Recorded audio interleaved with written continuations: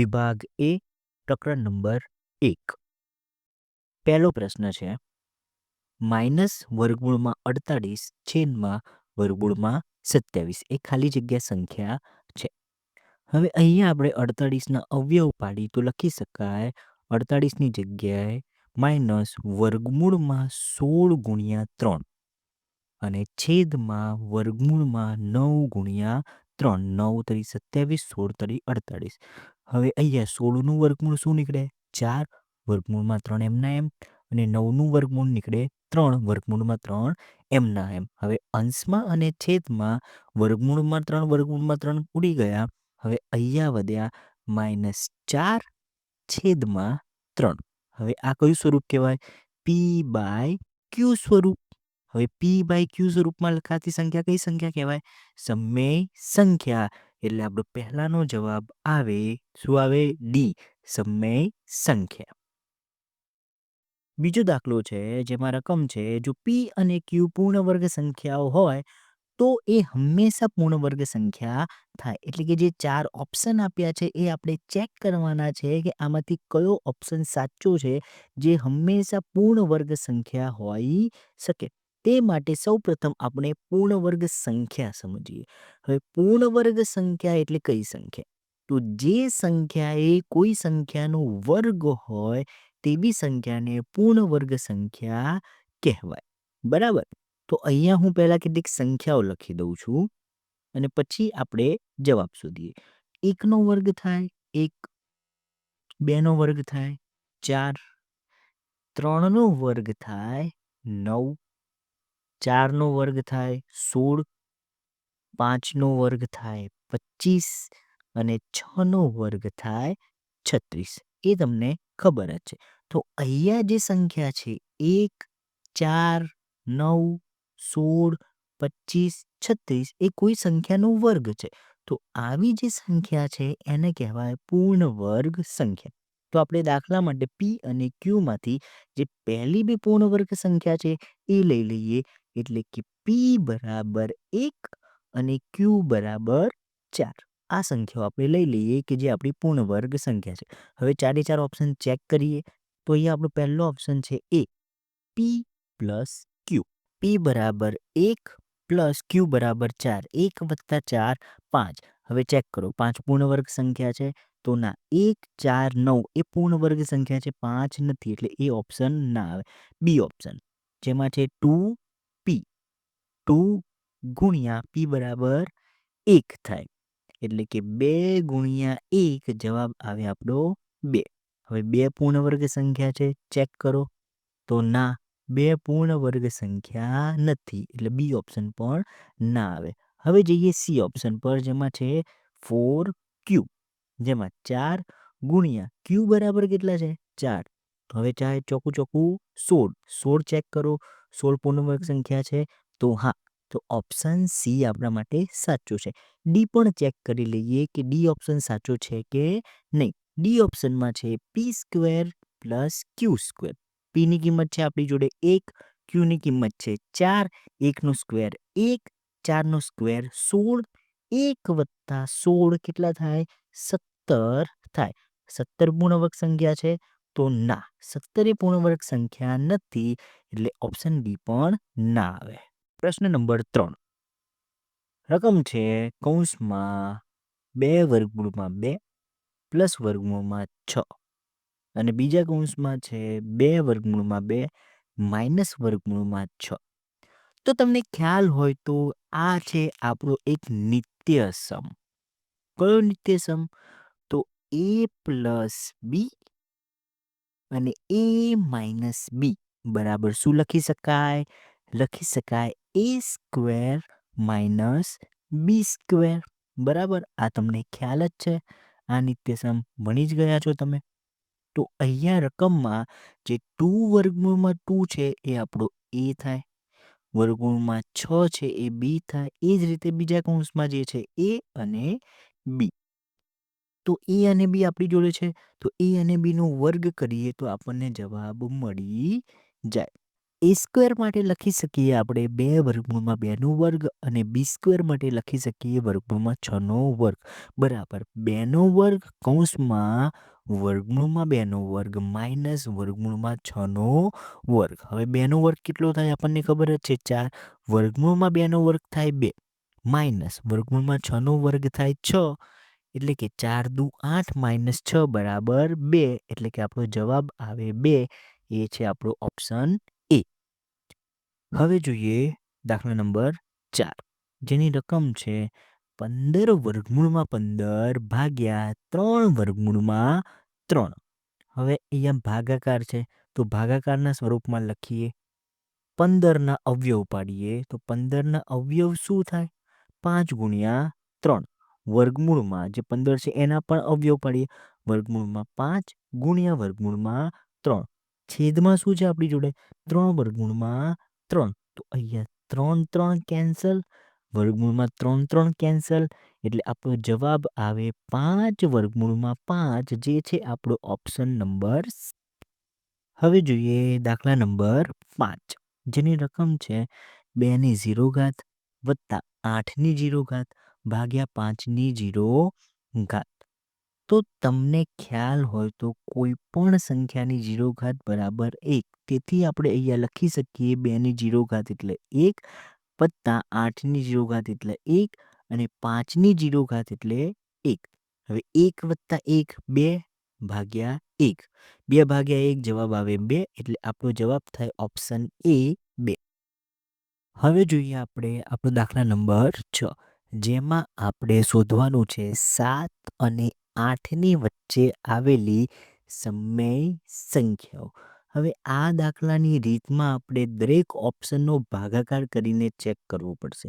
Option A 33 ભાગ્યા 5 option B 51 ભાગ્યા 6 option C 60 ભાગ્યા 7 ઓપ્શન ડી 61 ભાગ્યા 8 આ બધા ઓપ્શન આપણે વારાફરતી ચેક કરવા પડશે અને જોવા પડશે કે એનો જે જવાબ છે 7 અને 8ની વચ્ચે આવે છે કે નહીં બરાબર. તો અહીંયા 33 ભાગ્યા 5 છે. હવે 33 ભાગ્યા 5નો જવાબ શું થાય 6.6. 51 ભાગ્યા 6નો જવાબ કેટલો થાય 8.5. 60 ભાગ્યા 7નો જવાબ કેટલો થાય 8.57 અને 61 ભાગ્યા 8નો જવાબ કેટલો થાય 7.625. હવે આ જે ઓપ્શન છે એમાંથી ચેક કરો. પહેલો એ 7 અને 8ની વચ્ચે છે ના તો ના આવે. બીજો ના. ત્રીજો ના. ચોથો 7 અને 8ની વચ્ચે છે 7.625 એટલે આપણો જવાબ આવે ડી 61 ભાગ્યા 8 ઓપ્શન પૂરા. અહીંયા પ્રકરણ 1ના એમસીક્યુ આપણે સોલ્વ કરી નાખ્યા છે. પ્રકરણ 9 પહેલો દાખલો એમાં રકમ છે ચક્રીય ચતુષ્કોણ ABCDમાં એટલે વર્તુળની અંદર આવેલો ચતુષ્કોણ ABCD બરાબર. ખૂણા એનું માપ આપણે શોધવાનું છે. પ્રમેય 9.10 તમને ખબર જ હશે.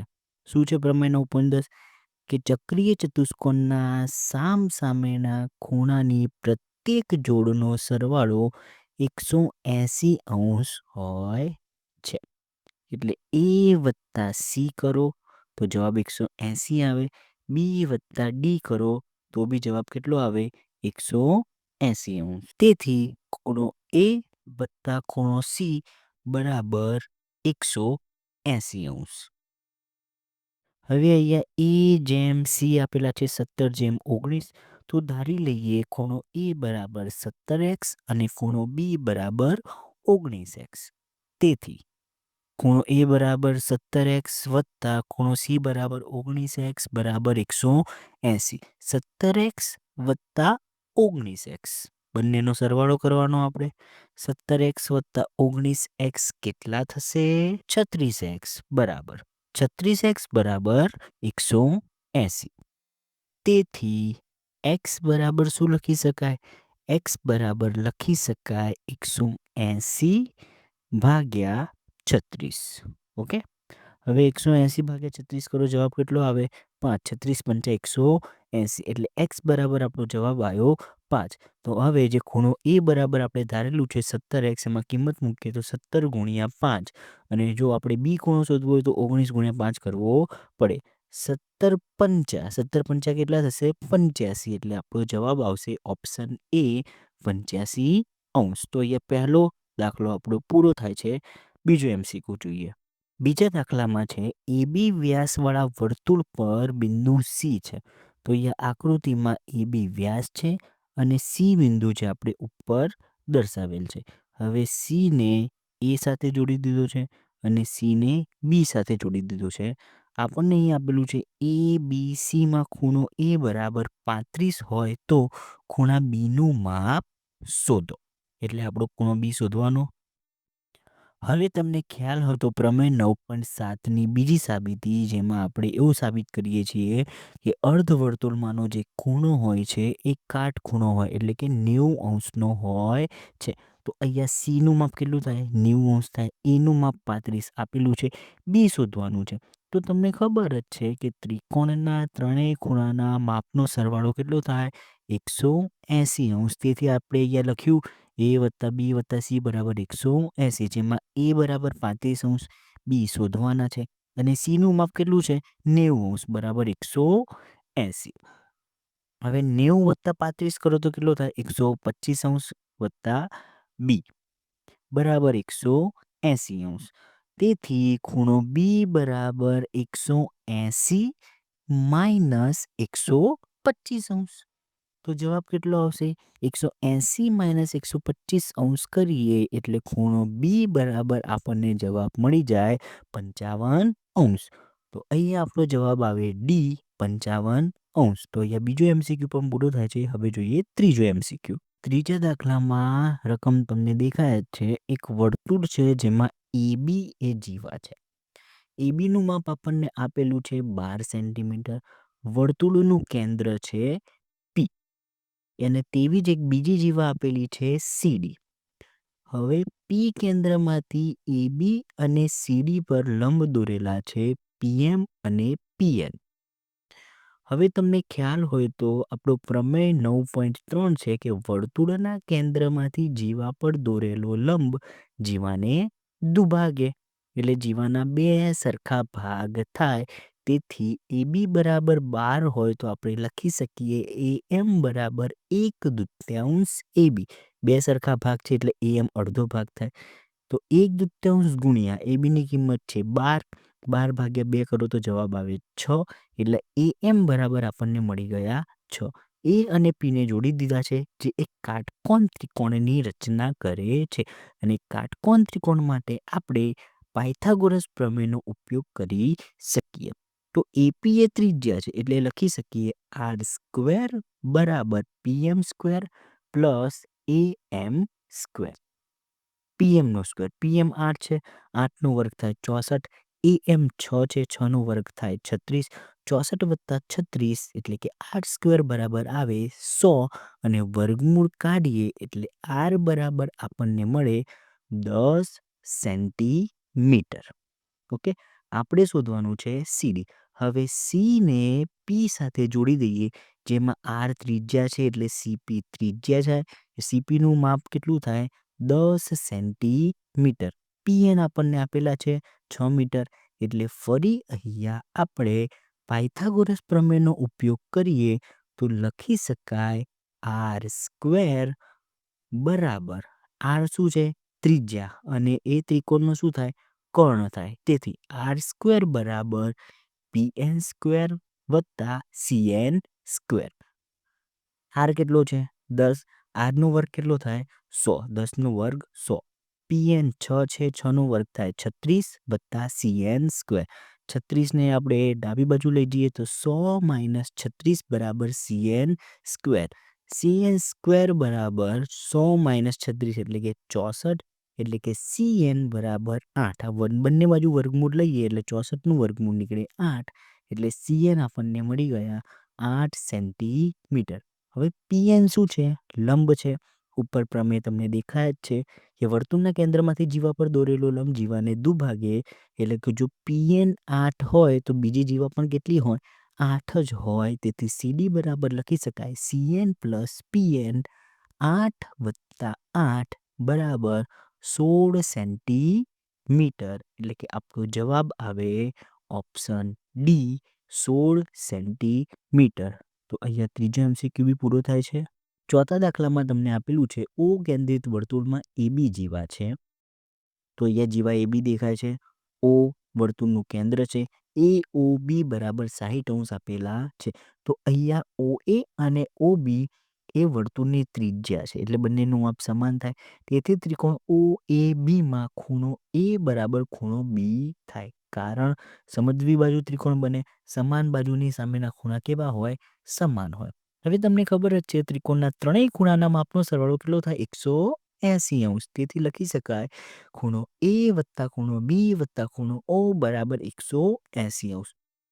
હવે A અને B સરખા છે એટલે Bની જગ્યાએ ખૂણો A લખી શકાય એટલે A વત્તા O બરાબર 180. A વત્તા A 2A થશે. ઓને પેલી બાજુ લઈ જઈએ એટલે થઈ જાય 180 માઇનસ 60 એટલે 2A બરાબર 120 અને 2 છેદમાં જાય એટલે A બરાબર 120 ભાગ્યા 2 જવાબ આવે 60. એટલે ખૂણો A 60, ખૂણો B ખૂણા A જેટલો જ છે એટલે ખૂણો B બી 60 થાય અને ખૂણો O પણ કેટલો થાય? 60. હવે ત્રણેય ખૂણા છે એ 60 છે એટલે કહી શકીએ કે આપેલ ત્રિકોણ એ સમભુજ ત્રિકોણ થાય. પાંચમા MCQમાં આપેલું છે P કેન્દ્રિત વર્તુળની જીવાઓ. અહીંયા બે જીવા છે AB અને CD. કેન્દ્રથી અંતર એટલે કેન્દ્ર P છે, કેન્દ્રથી અંતર આપેલું છે PM અને PN. અહીંયા તમને આપેલું છે કે જે AB જીવા છે એ CD કરતાં મોટી છે. આપણે શોધવાનું છે PM અને PN વચ્ચે શું સંબંધ છે કે બંને વચ્ચેનું અંતર કેવું છે? PMનું વધારે છે કે PNનું વધારે છે? તો અહીંયા એક વ્યસ્ત પ્રમાણનો નિયમ હોય એ તમારે યાદ રાખવાનો કે જીવા મોટી હોય તો કેન્દ્રથી અંતર ઓછું હોય. કઈ જીવા મોટી છે? AB જીવા મોટી છે એટલે એનું કેન્દ્રથી અંતર ઓછું થાય એટલે PM લેસ ધેન PN આવે. છઠ્ઠા દાખલામાં ચક્રીય ચતુષ્કોણ ABCD આપેલું છે. ચક્રીય ચતુષ્કોણ ABCD જેમાં AC અને BD વિકર્ણ છે. ખૂણો BAC બરાબર 45° અને ADB બરાબર 55° આપેલા છે. આપણે શોધવાનું છે ખૂણો ABC. તો તમને પ્રમેય 9.8 ખ્યાલ જ છે. એક જ વૃત્તખંડમાં આવેલા ખૂણા કેવા હોય? સમાન હોય. તો તમને અહીંયા દેખાતું હશે ખૂણો BAC અને CDB એક જ વૃત્તખંડમાં આવેલા છે તેથી બંનેના માપ કેવા થાય? 45° થાય એટલે BAC બરાબર 45° અને CDB બરાબર 45°. આપણે શોધવાનું શું છે? આપણે શોધવાનું છે ABC. હવે તમને આપણે પહેલા MCQમાં જોઈ ગયા કે ચક્રીય ચતુષ્કોણમાં સામસામેના ખૂણાના માપનો સરવાળો કેટલો થાય? 180°. તેથી ADC વત્તા ABC બરાબર કેટલા થાય? 180°. ABC આપણે શોધવાનો છે તો ADC શોધવો પડશે પહેલા. ADC બરાબર શું લખી શકાય? તો ADC એ બે ખૂણાનો સરવાળો છે. એક છે ખૂણો ADB વત્તા ખૂણો CDB. ADB આપણને આપેલા છે 55°. CDB આપણે શોધ્યા 45°. 55 વત્તા 45 બરાબર કેટલા થાય? 100°. તો આ કિંમત મૂકી દઈએ ADCમાં. ADC બરાબર 100° વત્તા ABC બરાબર 180. તેથી ABC બરાબર લખી શકાય 180 માઇનસ 100. 180 માઇનસ 100 કરો જવાબ કેટલો આવે? 80°. એટલે કે ઓપ્શન C.